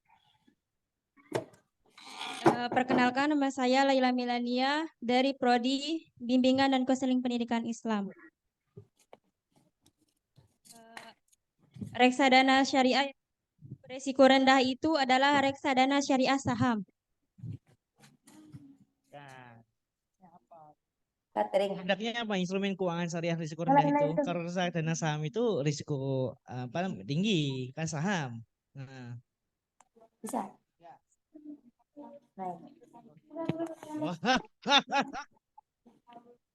Mas bukan. Yang mana? Investasi. Kita padahal setiap ke bank tahu itu. Ayo. Gak usah 3 deh, 2 aja apa coba? Ayo. Silakan.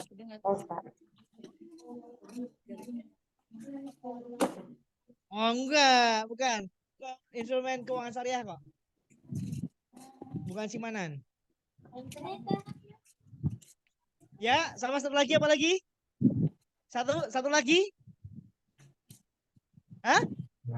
Enggak, bukan. Sukuk, siapa yang jawab sukuk? Sukuk, ya. Oke, 2. Ada satu lagi. Ada yang bisa lengkap nggak 3-3-nya? Hah? Oke, tabungan syariah, deposito sama sukuk. Dibagi 2 kalau gitu ya. Stop kontaknya mana nih? Bagi 2 Mas. Teman-teman yang jawab juga.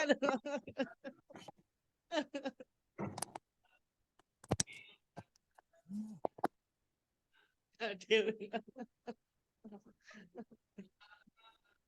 Ya, instrumen keuangan syariah berisiko rendah itu adalah tabungan, betul, kemudian deposito dan juga sukuk gitu. Kenapa? Karena semuanya dijamin oleh negara lewat LPS, Lembaga Penjaminan Simpanan. Gitu. Makanya rate-nya nggak tinggi-tinggi. Beda halnya kalau saham. Kalau saham itu bisa dapat cuan tinggi, tapi bisa amblas juga gitu. Nah itu namanya risikonya risiko tinggi. High risk, high return. Ya, oke. HP Oppo mana tuh? Oke, next. Semangat. Ya. Yang belakang langsung melek ya kayaknya ya. Tapi belum ada yang jawab nih kuis yang belakang. Oke. Jadi nilai manfaat DAU dari tahun ke tahun itu kurang lebih sekitar 200 miliar. Itulah yang kita distribusikan ke seluruh wilayah Indonesia. Dan tahun kemarin memang tidak semuanya bisa karena memang masa transisi itu hanya 130 miliar. Tahun ini kita mendistribusikan sekitar targetnya 232 miliar dan sudah tercapai sekitar 217 miliar. Jadi tinggal sisa sedikit. Bentar lagi udah habis. Oke, next. Nah, terkaitannya dengan SDGs. Nah, adapun ruang lingkup kemaslahatan adalah tadi pelayanan ibadah haji, pendidikan dakwah, kesehatan, sosial keagamaan, ekonomi umat, sarana prasarana ibadah, dan juga tanggap bencana. Dan ada yang tahu nggak kepanjangannya SDGs itu apa? Kuis lagi Pak. Hah? Kuis lagi enggak? Kuis deh. Kuis deh. Ini. Luar biasa ini. Hah? Nggak boleh antum. Antum dikecualikan. Jadi mahasiswa idaku dulu. Oh iya, yang udah jawab gak boleh lagi ya? Oh bukan, belum. Sebutkan dari mana jurusannya.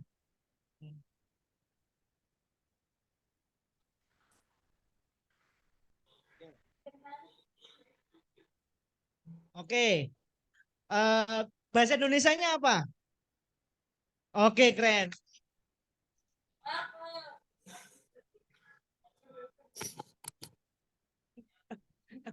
Udah habis kayaknya. Oke. Nah. Oke, next ya. Kita masuk ke peran BPKH dalam dunia pendidikan. Next. Ini belum. Ini masih kulitnya begini nih. Nah, dalam dunia pendidikan, BPKH sangat concern, makanya ada ruang lingkup pendidikan dan dakwah. Dan dari tahun 2018 sampai 2023 ini, BPKH sudah berkontribusi sebesar 184,83 miliar untuk dunia pendidikan.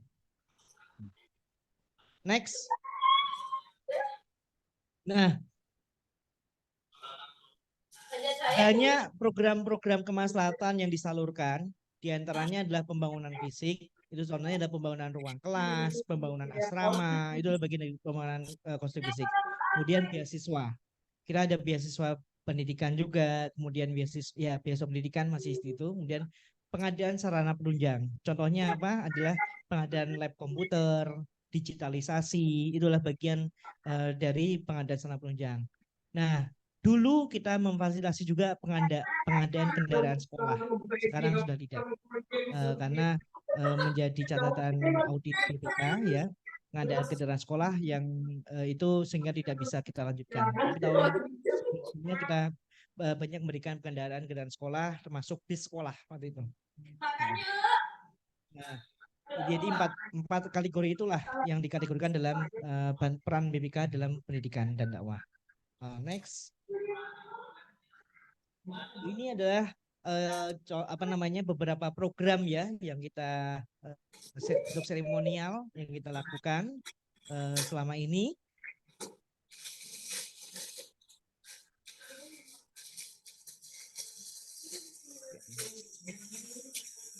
Nah, next.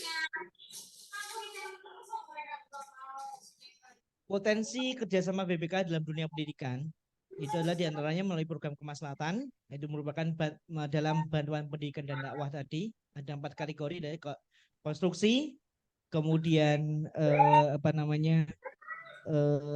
pengadaan sarana prasarana, beasiswa ya, dan juga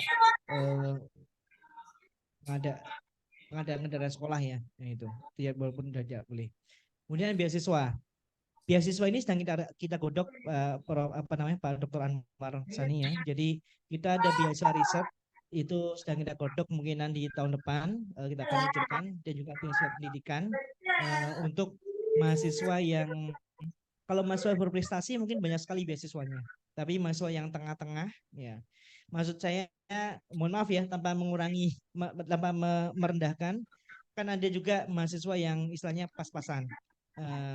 Jadi pinter banget tidak, bodoh banget juga tidak. Jadi tengah-tengah, dan dia memiliki kesulitan ekonomi yang luar biasa. Nah itu yang kita juga akan sokong melalui beasiswa pendidikan. Itu menjadi target marketnya BPKH di situ tahun depan yang kita akan tunjukkan. Kemudian kita juga ada BPKH intensif program magang. Nah, program magang ini kita banyak menerima adik-adik magang ya, dari UIN, kemudian baik UIN Jakarta, bahkan UIN Sunan Kalijaga Jogja ya, magangnya. Nah, mungkin kalau Idaku ada yang berminat, ini bisa daftar aja di program intensif program magang. Nah, jauh kalau petugas haji, saya bukan petugas haji kok. Semangat banget. Bisa pergi haji gratis ya Mbak ya. Sebelum Mbak saya duluan Mbak. Nah, kemudian kita juga sedang melakukan kajian investasi keuangan haji BPK. Kenapa? Karena kita dituntut untuk bisa mengembangkan dana BPKH yang lebih optimal lagi agar hasilnya lebih besar lagi. Dan yang baru-baru ini kita laksanakan adalah BPKH Goes to Campus atau BPKH mengajar. Nah, ini juga agenda salah satu dari BPKH mengajar ya gitu. Oke, next. Nah, ini saya iklan. Jangan lupa tolong follow, subscribe YouTube-nya BPKH, follow IG-nya BPKH, Twitter, TikTok, dan Facebook BPKH.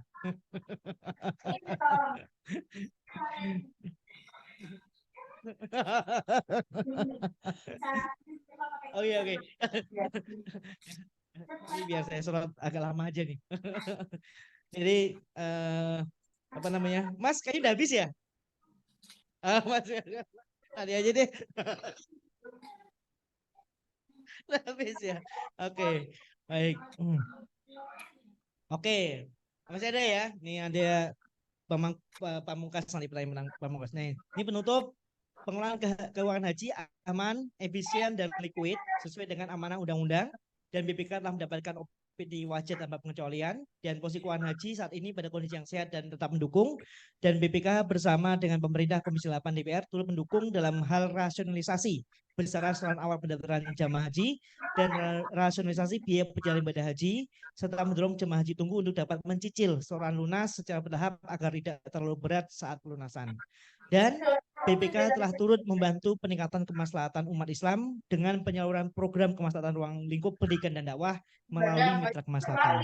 Dan kami ucapkan terima kasih kepada PPA Darul Quran yang merupakan salah satu mitra kemaslahatan BPK yang memegang peranan penting tersebut. Terima kasih. Baik, kuis terakhir. Mudah-mudahan diingat. Sebutkan 7 ruang lingkup program kemaslahatan BPKH. Halo. 7 ruang lingkup. Sebutkan 7 ruang lingkup program kemaslahatan BPKH. Ayo. Tadi ada yang foto-foto layar enggak ya? Aduh.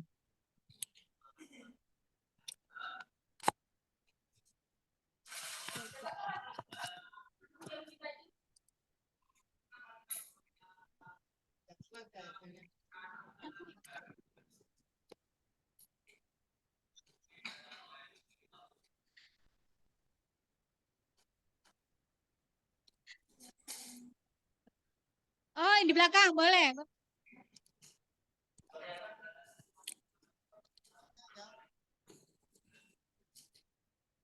Udah disebutkan tadi.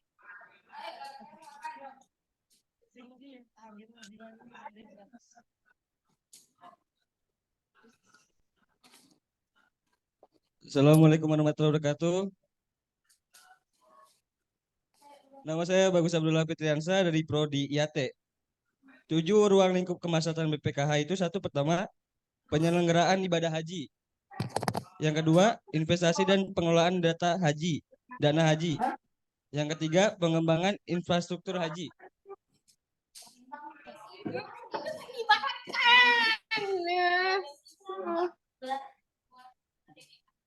Hai guys.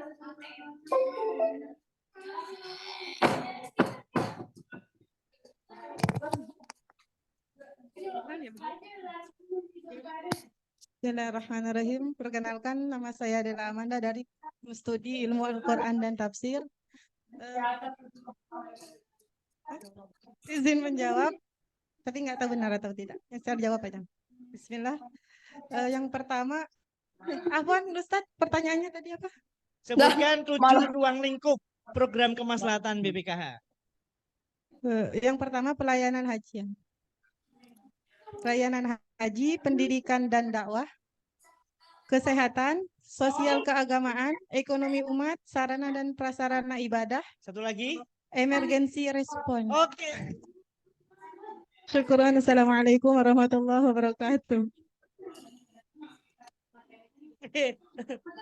Mas Habib udah habis juga. Kita kembalikan ke Bu Dwi. Terima kasih Bu Dwi. Assalamualaikum warahmatullahi wabarakatuh. Waalaikumsalam warahmatullahi wabarakatuh. Masya Allah, ini sih Pak Agung sedekah ya, luar biasa. Jadi narasumber sekaligus bagi-bagi cuan Pak Agung. Ya, terima kasih Pak Agung atas pemaparannya hari ini. Masya Allah, kawan-kawan semuanya, kita belajar banyak hari ini mengenal tentang BPKH yang bukan hanya concern di pelayanan ibadah haji, tapi juga ternyata memiliki program yang luar biasa di kemaslahatan. Peran BPKH juga dalam perekonomian di Indonesia juga turut mendorong tumbuhnya bank-bank syariah di Indonesia, juga meramaikan investasi syariah di Indonesia, termasuk saat ini menjadi pemilik dari Bank Muamalat ya, bank syariah pertama di Indonesia. BPKH juga merupakan stakeholder terbesar nomor 4 di AFIP, itu adalah salah satu investasi dunia ya, luar biasa BPKH. Dan dengan program kemaslahatannya telah menyalurkan dana kemaslahatan sebanyak 700 miliar rupiah dari tahun 2018 hingga tahun 2023. Dan konsentrasi BPKH di pendidikan tidak hanya tadi infrastruktur, kami juga di PPP Darul Quran juga membantu BPKH membangun banyak pesantren, asrama, ya, ruang kelas, lalu juga pustakaan, juga digitalisasi, juga termasuk pengadaan studio dan yang lain-lainnya. Terima kasih. Mungkin ada azan ya, ini sudah masuk asar, kita asar dulu ya. Setelah asar kita 3 orang bertanya ya.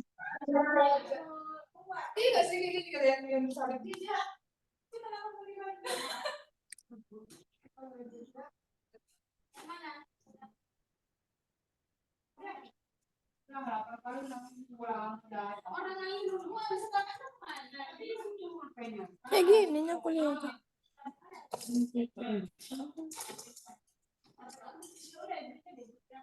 Capek mama. Perasaan tanganku ini keceplosan sisa-sisa. Aduh, pusing banget. Ini enaknya ini manis. Slow.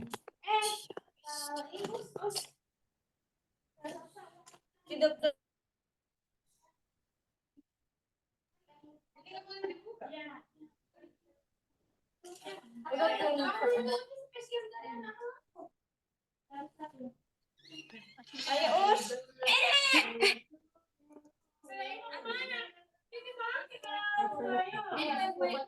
Kontak.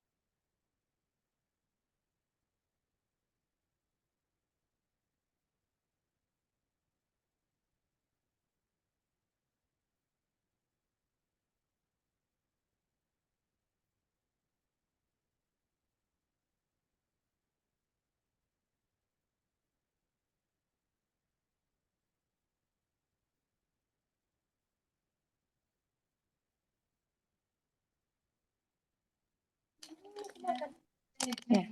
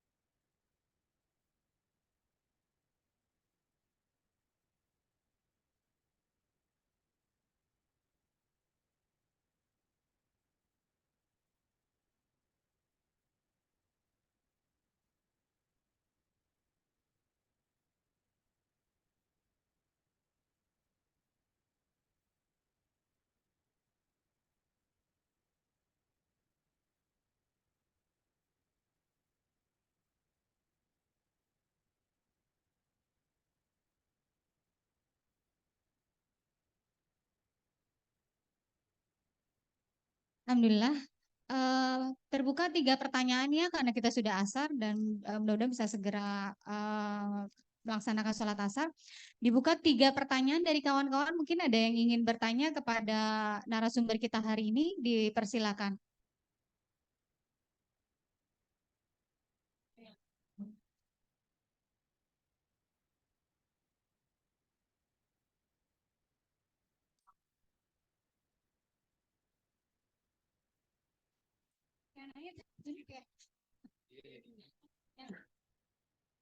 Ci.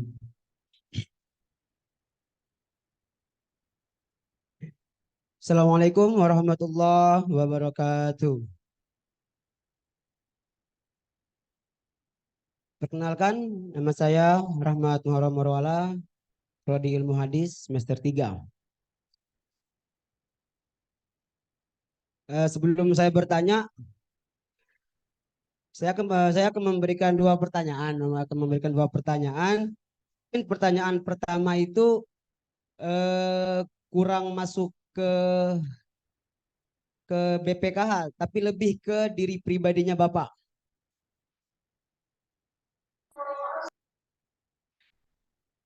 Dan untuk pertanyaan kedua itu mungkin lebih ke dana ya, lebih ke dana dari BPKH. Soalnya siapa sih yang nggak tergiur dengan dana? Ya nggak sih?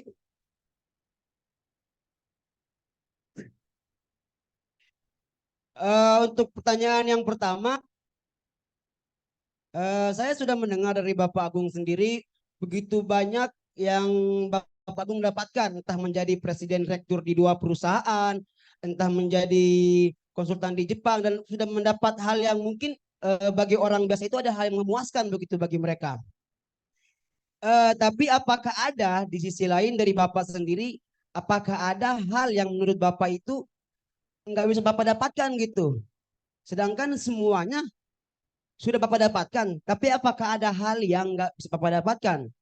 Mungkin contoh kecil, istri lagi, atau mungkin hal yang mungkin bisa menjadi 4 presiden di 4 perusahaan, menjadi presiden 4 perusahaan bisa. Sedangkan Bapak sudah mendapatkan yang Bapak inginkan gitu, apakah masih ada? Dan untuk pertanyaan kedua, dari BPKH sendiri, ini kan menceritakan tentang dana. Apakah ada di BPKH itu pelaku-pelaku dari penggelapan dana? Soalnya kalau kita berbicara soal dana, begitu banyak orang yang sangat tergiur dengan dana. Dan apakah ada pelaku dari penggelapan dana di BPKH tersebut? Dan tadi Bapak juga menjelaskan bahwa BPKH itu berada di bawah naungan presiden. Seandainya kalau BPKH itu berada di bawah naungan presiden, terus siapa yang akan menangani pelaku-pelaku dari penggelapan dana tersebut? Dan bagaimana caranya? Sedangkan mereka tahu bahwa BPKH ini berkaitan dengan haji, tapi masih aja gitu ada penggelapan dana kan?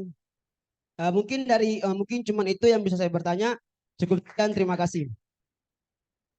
Ini langsung dijawab ya Pak Agung ya. Nanti kita baru ke pertanyaan kedua. Yang pertama pertanyaannya adalah apakah masih ada hal yang ingin dicapai ya Pak Agung gitu ya, setelah Pak Agung meraih banyak prestasi karir dan jabatan gitu ya. Yang kedua, apakah ada di BPKH pelaku-pelaku penggelapan dana? Dan kalau misalnya ada, ini bagaimana penanganannya Pak? Baik, terima kasih. Pertanyaannya sulit. Oke, baiklah. Saya jawab apa adanya saja ya. Gitu. Kalau terkait dengan tadi ya nomor 1 sangat pribadi, jawaban saya begini aja. Intinya adalah kita harus bersyukur apapun itu, apapun kondisi kita saat ini, apapun kondisi kita yang ada, kita syukuri. Karena dengan bersyukur, insya Allah Allah akan menambahkan nikmat kita. Ini tadi, amin.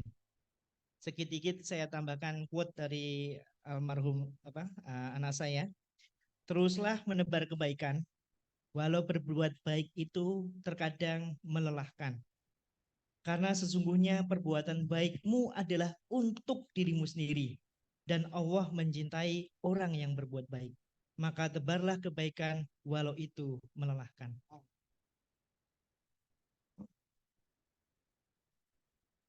Oke. Terus yang kedua, terkait dengan korupsi ya tadi ya, kemungkinan ada fraud segala. BPKH itu diawasi, ada pengawasan internal yang namanya adalah Dewan Pengawas. Kemudian pengawas eksternal adalah dari DPR. Kemudian pertanggungjawaban kita itu diaudit oleh Badan Pemeriksa Keuangan gitu. Kita juga ada audit internal gitu. Selain audit internal, kita juga menundukkan diri pada audit ISO. ISO kita memiliki 2 ISO 9001 tentang sistem manajemen mutu dan ISO 37001 tentang sistem manajemen anti penyuapan. Sehingga insya Allah sejauh ini ya kita masih terus menjaga amanah dan profesional dalam menjalankan tugas sebagai pengelola keuangan haji. Terima kasih. Sudah terjawab ya Mas ya. Jadi mohon doanya juga untuk Ananda Faiz. Beliau adalah anak pertama dari Pak Agung yang belum lama telah berpulang. Kalau nggak salah sekitar ini hari ke-10. 10 hari yang lalu Ananda telah berpulang dalam status Hafiz Quran Mutkin 30 juz. Subhanallah. Jadi Pak Agung sudah punya amalan nih, sudah punya tabungan di akhirat insya Allah. Lalu pertanyaan kedua, silahkan ada yang ingin bertanya?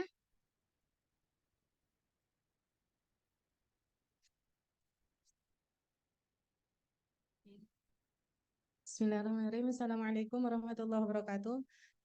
Perkenalkan, saya adalah Manda dari program studi ilmu Al-Quran dan Tafsir. Izin bertanya, Ustadz, mengenai dana pengelolaan haji. Tadi udah dijelasin bahwa untuk jangka tunggu pemberangkatan jamaah haji itu lumayan lama gitu, Ustadz. Selain kuota penerima jamaah haji di Arab Saudi, apakah ada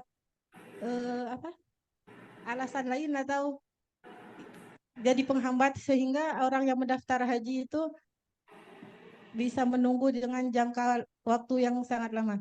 Terus pertanyaan selanjutnya mengenai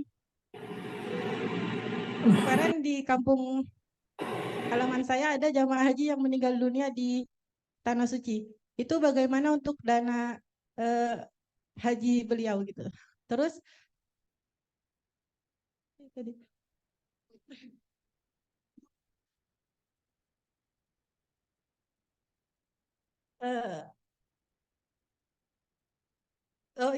apakah mengenai dana haji tadi udah dijelasin juga di bawah perlindungan atau itu intinya ada kaitan dengan presiden. Apakah dana haji ini juga masuk ke keuangan negara yang mana hutang negara kita banyak? Syukran. Assalamualaikum warahmatullahi wabarakatuh. Silakan Pak Agung. Baik, terkait dengan jangka waktu, kenapa jamaah hajinya nunggu? Kapasitas dari tanah haram, khususnya Arafah, Musdalifah, Armina, Arafah, Mina, Musdalifah dan Mina, itu memang terbatas. Tiap tahunnya tadi sebutkan 1,8 juta ya, 1,8 juta. Dan Indonesia merupakan yang mendapatkan kuota paling banyak di dunia, 221.000. Nah, negara-negara lain kayak Malaysia itu kecil, hanya 30.000. Nah, sehingga memang otomatis karena sedemikian banyak yang ingin berhaji, mendaftar lewat jalur reguler ataupun khusus, maka terjadi antrian. Tadi antriannya kurang lebih otomatis kalau 20 hitung aja 5,4 juta dibagi 210.000. Nah, itu pasti ketemunya angka sekitar 25 juta rata-rata. 25 tahun rata-rata. Nah, demikian halnya haji khusus 114.000 dibagi 17.000 ketemunya sekitar 8, sekian tahun gitu. Nah, itu permasalahannya adalah karena keterbatasan di tanah haram ya. Kecuali kalau Musdalifah Arafah mintanya bisa ditingkat gitu ya. Nah, itu tapi kan nggak memungkinkan gitu ya. Kalau Masjidil Haramnya udah ditingkat. Memang agenda Vision Arab Vision 2030 harapannya jamaah haji itu bisa mencapai 5 juta orang. Nah, tapi kan itu perlu strategi yang cukup matang ya. Nah, kurang lebih demikian. Kemudian yang kedua, yang meninggal. Kalau meninggal di tanah suci, insya Allah dia sudah berhaji. Jadi dia sudah menggunakan dananya sendiri untuk berhaji, gitu ya. Kecuali kalau yang meninggalnya di tanah air, maka itu bisa diwariskan kepada ahli warisnya, begitu.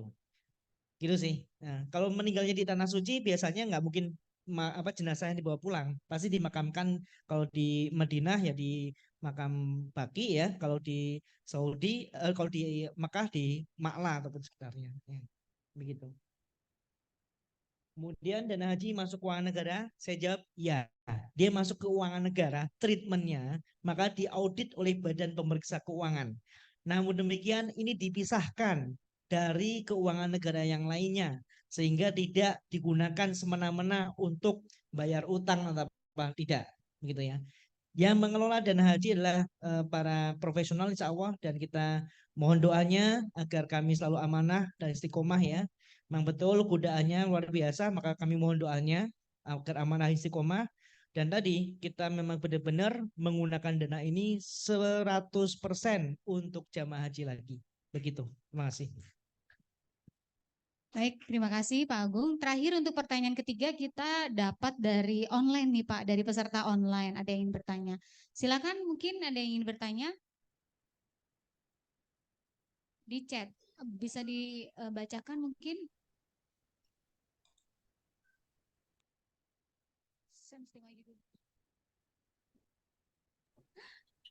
Coba mana tadi? Izin bertanya, bagaimana memperoleh beasiswa dari BPKH Pak Agung? Baik, BPKH dalam menjalankan program kemaslahatan itu tidak langsung kepada direct ke penerima manfaat atau ke mahasiswa.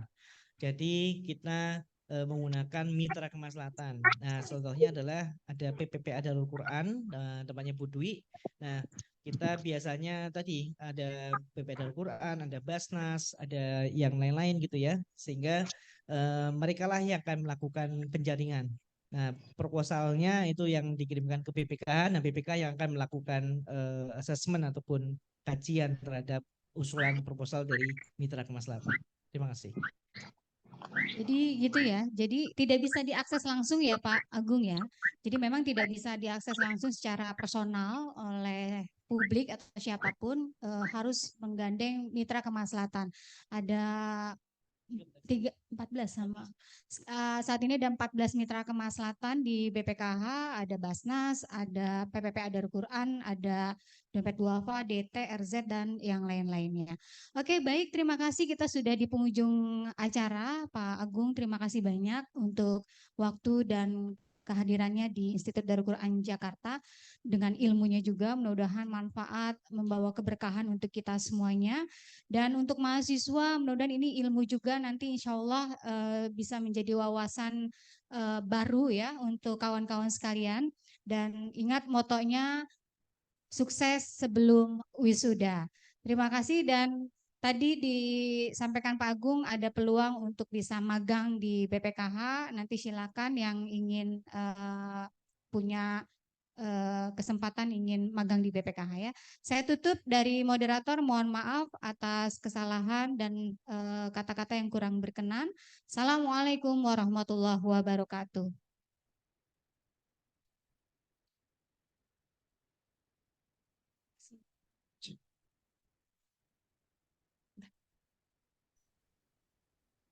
Acara yang selanjutnya, pembacaan doa yang akan dipimpin oleh Saudara Doni Alvin, mahasiswa program studi Manajemen Bisnis Syariah.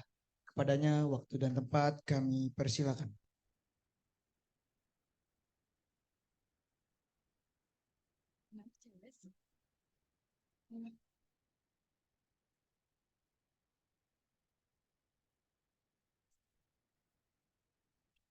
Assalamualaikum warahmatullahi wabarakatuh. أعوذ بالله من الشيطان الرجيم بسم الله الرحمن الرحيم الحمد لله رب العالمين الصلاة والسلام على أشرف الأنبياء والمرسلين سيدنا محمد وعلى آله وصحبه أجمعين اللهم صل على سيدنا محمد وعلى آل سيدنا محمد اللهم إنا نسألك علما نافعا ورزقا واسعا وعملا متقبلا اللهم اجعلنا شكورا واجعلنا صبورا واجعلنا عيننا صغيرا وفي أعين الناس كبيرا اللهم أرنا الحق حقا وارزقنا اتباعه وأرنا الباطل باطلا وارزقنا اجتنابه اللهم جملنا بالعافية والسلام وحققنا بالتقوى والاستقامة وأعذنا من موجبات الندامة إنك السميع الدعاء يا مقلب القلوب ثبت قلوبنا على دينك ويا مصرف القلوب صرف قلوبنا على طاعتك ربنا تقبل منا إنك أنت السميع العليم وتوب علينا يا مولانا إنك أنت التواب الرحيم ربنا ظلمنا أنفسنا وإن لم تغفر لنا وترحمنا لنكونن من الخاسرين ربنا آتنا في الدنيا حسنة وفي الآخرة حسنة وقنا عذاب النار وقنا عذاب النار وقنا عذاب النار وأدخلنا الجنة مع الأبرار يا عزيز يا غفار يا رب العالمين وصلى الله على سيدنا محمد وعلى آله وصحبه أجمعين سبحان ربك رب العزة عما يصفون والسلام على المرسلين والحمد لله رب العالمين تقبل الله منا ومنكم السلام عليكم ورحمة الله وبركاته.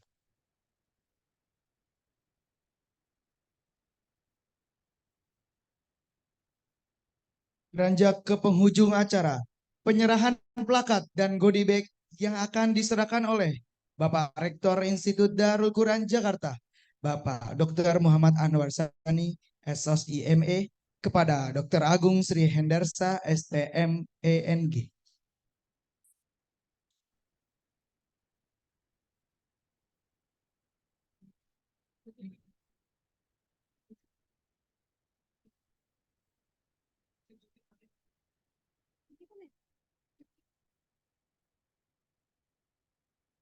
Dari sana.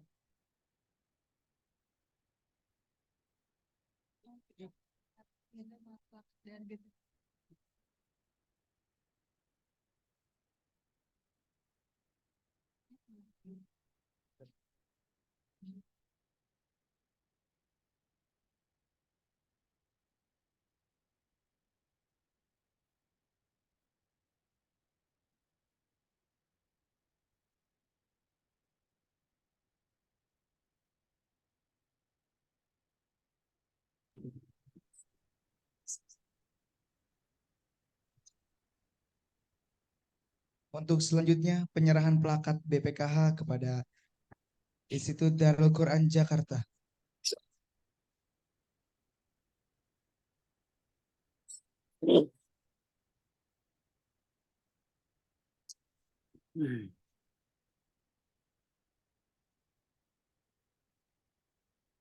Ditutup dulu.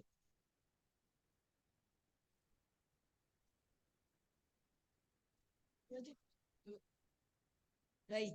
Selanjutnya akan ada Sesi foto. sesi foto bersama.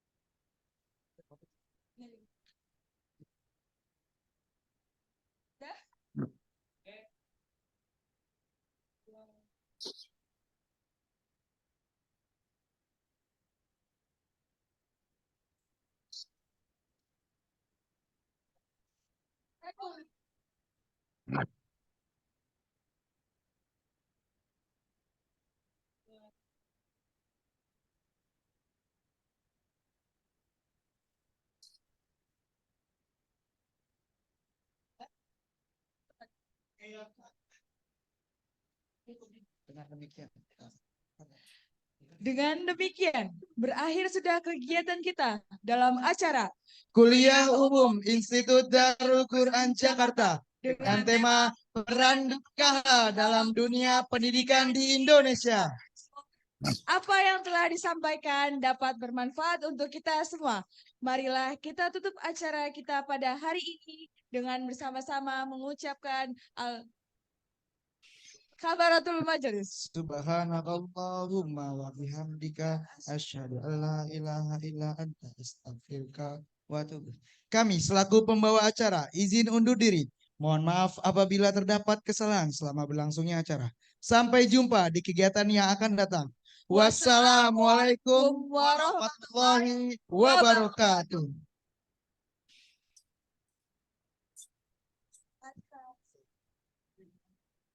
Itu ya. Apa banyak. Nah.